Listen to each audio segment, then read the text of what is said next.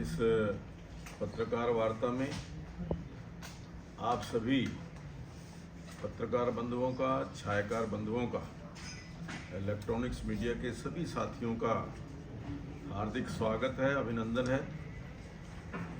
जैसा कि आप जानते हैं कि 15 अगस्त 1947 को देश आज़ाद हुआ था और उस आज़ादी का जो हमारी पहचान, वो हमारा तिरंगा, जो हमारी आन बान और शान है। इस तिरंगे की खातिर बहुत सारे हमारे स्वतंत्रता सेनानियों ने अपनी शहादत दी और उस तिरंगे की आन बान और शान के लिए भारतीय जनता पार्टी ने निर्णय किया कि हम हर घर तिरंगा अभियान 10 तारीख से लेकर के 13 तारीख तक हम हर घर तिरंगा अभियान की शुरुआत करने जा रहे हैं। ये तिरंगा अभियान जो ऑपरेशन सिंदूर हुआ और जिस प्रकार से हमारे वीर सैनिकों ने, हमारी बहुत ही काबिल सेनाओं ने जिस प्रकार से ऑपरेशन सिंदूर को अंजाम दिया, उन वीर शहीदों को जो इस देश की आज़ादी के लिए शहीद हुए, उनको सैल्यूट करने के लिए पूरे देश के अंदर तिरंगा यात्राएं आयोजित की जा रही हैं। उसी कड़ी में हर विधानसभा के अंदर, विधानसभा स्तर पर एक तिरंगा यात्रा और अलग अलग मंडलों में भी तिरंगा यात्रा का आयोजन किया जा रहा है। 10 तारीख को हमने ये निर्णय किया कि जो पंचकुला विधानसभा की तिरंगा यात्रा है,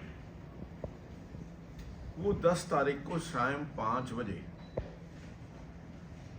उसका आयोजन करेंगे।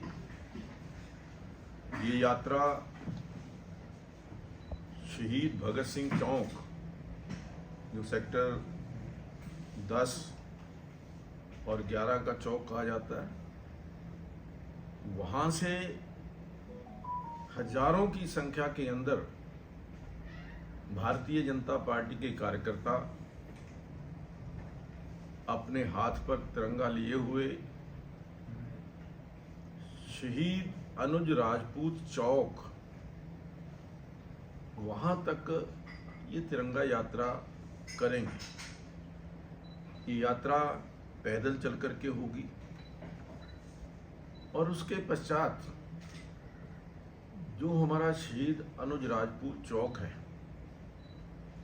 उस चौक के ऊपर जो हमारे पंचकुला के शहीद परिवार हैं, हमने सभी परिवारों को कांटेक्ट किया है। 13 ऐसे परिवार हैं जो पंचकुला के इस विधानसभा के अंदर हैं। हमने उनको सम्मानित करने का निर्णय लिया है। तो जब समापन के अवसर पर उन 13 हम शहीदों के परिवारों को सम्मानित करेंगे और मैं समझता हूं कि इस तिरंगा यात्रा को सफल करने के लिए हमने कुछ विशेष जिम्मेवारियां भी लगाई हैं। जो हमारे नरेंद्र लुबाना युवा मोर्चा के जिला अध्यक्ष हैं, इस यात्रा के संयोजक, इनको हमने तय किया है और इसमें सभी हमारे कार्यकर्ता, विभिन्न मोर्चों के कार्यकर्ता, प्रकोष्ठों के कार्यकर्ता भारी संख्या के अंदर भाग लेंगे। तो ये मैं समझता हूँ कि शहीद भगत सिंह चौक पर माल्यार्पण करने के पश्चात हम वहाँ से निकलेंगे और जो शहीद अनुज राजपूत है, वहाँ पर जाकर के उनकी प्रतिमा को माल्यार्पण करेंगे। तो ये जो यात्रा है, मैं समझता हूँ कि उन सभी सैनिकों को, उन सभी जो स्वतंत्रता सेनानियों हैं, जिन्होंने इस देश को आज़ाद कराने के लिए अपना बलिदान दिया, उनको एक याद करने के लिए, उनको सैल्यूट करने के लिए, उनका अभिनंदन करने के लिए आयोजित की जा रही है। आज जिस प्रकार का वातावरण पूरे देश के अंदर आदरणीय नरेंद्र मोदी जी के नेतृत्व में देश के अंदर बना है, देश के अंदर युवाओं के अंदर अपने देश के लिए कुछ कर गुजरने की जो एक होड़ या अपने देश के प्रति सम्मान जो जगह है, उससे आम आदमी जो है वो बहुत खुश नज़र आ रहा है। तो 10 तारीख से 13 तारीख तक हम ये यात्रा करेंगे और उसके साथ साथ हर घर के ऊपर झंडा लगे, हर घर के ऊपर ये जो अपने कार्यकर्ता आएंगे, जो झंडा हम इनको देंगे, वो अपने घर के ऊपर हर कार्यकर्ता के घर पर तिरंगा लगे। आम लोग भी अपने घरों पर तिरंगा लगाएं, इसकी प्रकार की व्यवस्था हमने की है। और हमने कहा है कि हमारे तिरंगे का स्वाभिमान, तिरंगे की जो एक यूँ कहेंगे कि उनकी गरिमा जो है वो बनी रहे। 15 तारीख के रात के समय जो झंडा लगाएंगे, हम उसको सम्मान पूर्वक जो है वो उतारेंगे, ताकि कई बार क्या होता है कि तिरंगा लगाने के पश्चात व्यक्ति भूल जाता है और उसके अंदर कहीं ना कहीं कोई फट जाता है, कहीं पर कोई नुकसान हो जाता है, तो उससे तिरंगे का अपमान होता है। तो इसलिए अब की बार ये कहा गया कि तिरंगा लगाएं और 15 अगस्त तक उसको अपने घरों के ऊपर फहराएं। इस प्रकार से ये जो तिरंगा यात्रा है, इसमें मैं आप सभी पत्रकार बंधुओं, छायाकार बंधुओं को भी निवेदन करूंगा कि उस दिन इस कार्यक्रम में आप सभी शामिल हों और जो देश के मान और सम्मान के लिए जिन वीरों ने, बहादुरों ने अपनी शहादत दी है, और विशेष तौर पर जो पंचकूला के हमारे शहीद हैं, उनको अपना जो सम्मान है वो आप दें। विधानसभा चुनाव में 8 सीटों की गड़बड़ी की बात जो है राहुल गांधी ने की है कल प्रेस कॉन्फ्रेंस, क्या कहना चाहेंगे इन सभी बातों को? ये मैं समझता हूँ कि बहुत अच्छा आपने प्रश्न पूछा है।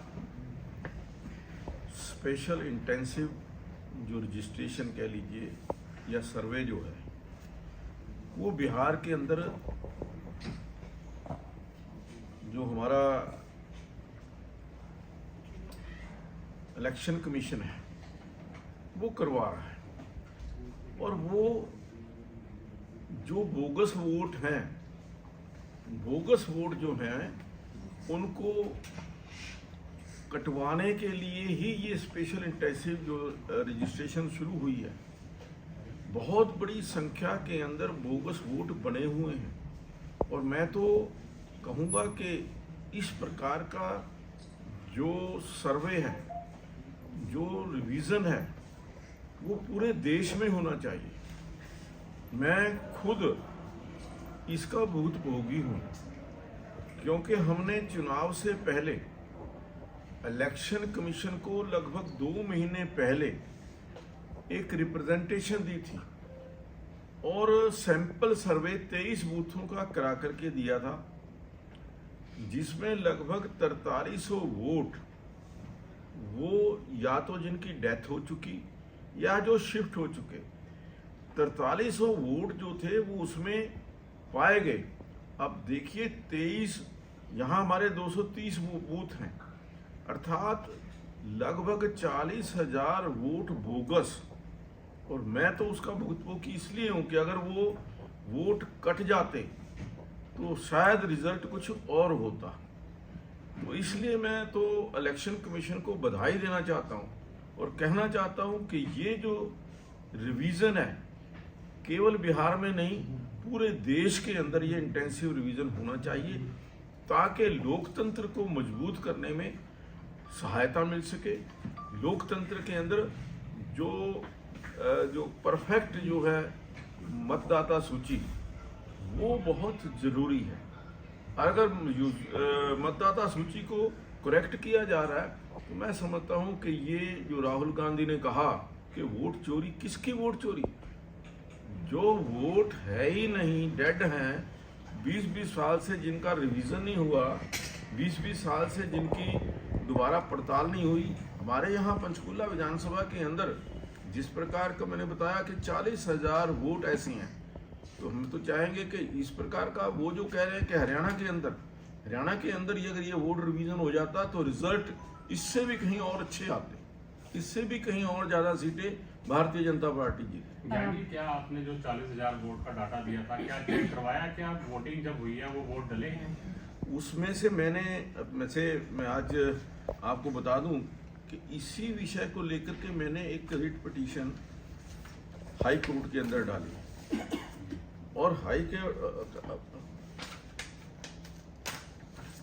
मैंने वो डाली है और उसके अंदर बहुत सारे वोट ऐसे भी हैं जो डेड हैं, जो वोट पोल हुए।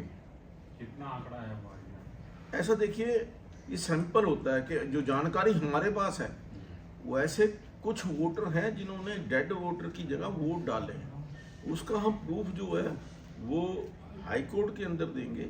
और जो हमने लिस्ट दी थी पहले कि अगर रिवीजन हो जाता तो हमने हाई कोर्ट के अंदर ये कहा कि हमारी जो रिक्वेस्ट थी अगर वो पहले स्वीकार कर दी जाती तो शायद कुछ रिजल्ट और होता। चुनाव को चैलेंज किया आपने? हाँ बिल्कुल, चुनाव को चैलेंज किया है। और उसके अंदर ये उनकी क्या मजबूरी थी, उन्होंने क्यों नहीं कराया, ये तो इलेक्शन कमीशन ही बता सकता है। लेकिन अगर इंटेंसिव रिवीजन पहले हो जाती तो शायद रिजल्ट कुछ और होता। नहीं, क्या उनको भी ये लग रहा था कि पता नहीं सरकार आएगी कि नहीं आएगी, इसलिए उन्होंने कहा कर दो? मैं देखिए, ये तो अब उनकी क्या मजबूरी थी, क्यों नहीं है किया, क्या समय कम था, ये उनकी वो जाने। लेकिन अगर मेरा ये मानना है कि अगर ये मतदाता सूची करेक्ट हो जाती पंचकूला की तो रिजल्ट कुछ और होता। बात की जाए, राहुल गांधी ने तो इकोनॉमी पे, भारत की जो इकोनॉमी है उसको डेड इकोनॉमी कहा था, ट्रंप ने उसको समर्थन दिया। क्या कहना है? देखिए, राहुल गांधी जी के बारे में कुछ भी कहना, अब मैं वो शब्द नहीं कहना चाहता जो उसके बारे में लोगों ने कहे हैं कि भी किस प्रकार का उसका व्यक्तित्व है, क्या बोलते हैं, उनको खुद पता नहीं होता। तो इसलिए राहुल गांधी की बात छोड़ दीजिए।